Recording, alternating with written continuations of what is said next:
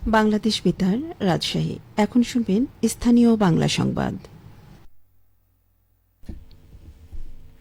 আসসালামু আলাইকুম। বাংলাদেশ বেতার, রাজশাহী। স্থানীয় সংবাদ পড়ছি অনিন্দিতা ঘোষ।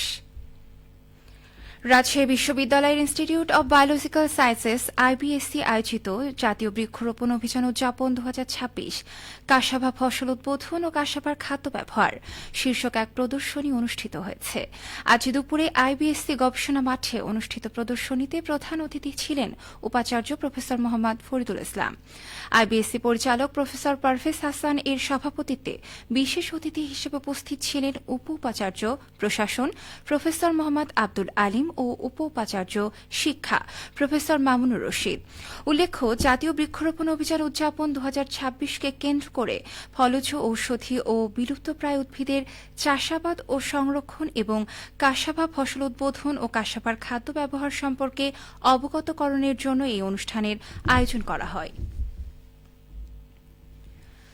জাতীয় সংসদের হুইপ ও নাটোর 2 আসনের সংসদ সদস্য অ্যাডভোকেট এম রুহুল কুদ্দুস তালুকদার দুলু বলেছেন, বাংলাদেশের মানুষ এখন অনেক সচেতন, তারা ঐক্যবদ্ধ, তাই কোনো ষড়যন্ত্র করে কোনো লাভ হবে না।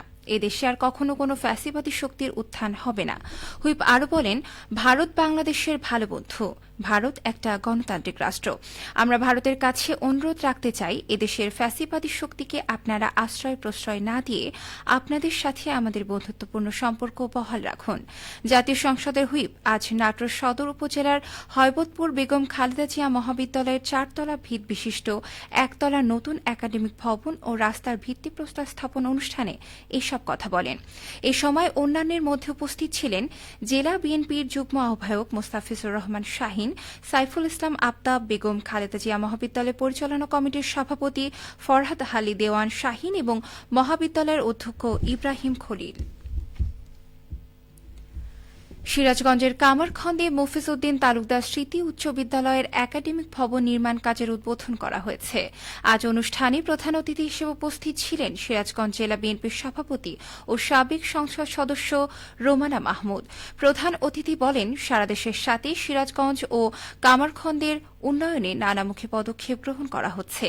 শিক্ষা প্রকৌশল অধিদপ্তর কর্তৃক একতলা একাডেমিক ভবন নির্মাণ কাজের উদ্বোধনী অনুষ্ঠানে আরও উপস্থিত ছিলেন বিদ্যুৎ, জ্বালানি ও খনিজ সম্পদ মন্ত্রীর সহকারী একান্ত সচিব ও জেলা বিএনপির যুগ্ম সাধারণ সম্পাদক মোস্তফা নোমান আলাল সহ কামারখন্দ উপজেলা বিএনপির নেতৃবৃন্দ, শিক্ষা প্রকৌশল অধিদপ্তরের কর্মকর্তা, বিদ্যালয়টির শিক্ষক, শিক্ষার্থী ও অভিভাবকেরা।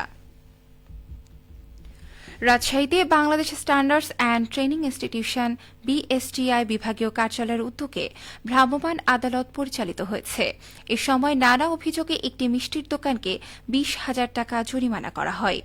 বিএসটিআই এর সার্টিফিকেশন মার্কস উইং কর্মকর্তা প্রকৌশলী জুনায়েদ আহমেদ জানান, বিএসটিআই এর গুণগত মান সনদ গ্রহণ ছাড়াই মিষ্টি এবং নবায়ন ব্যতিরেকে দই ও ঘি উৎপাদন ও বিক্রি বিতরণ করায় এবং পণ্যের উৎপাদন ও মেয়াদ উত্তীর্ণের তারিখ সহ অন্যান্য অত্যাবশ্যকীয় তথ্য সম্বলিত লেবেল না থাকায় নগরীর ভদ্রামোড় সংলগ্ন আরাফাত মিষ্টির দোকানকে 20,000 টাকা জরিমানা করা হয়।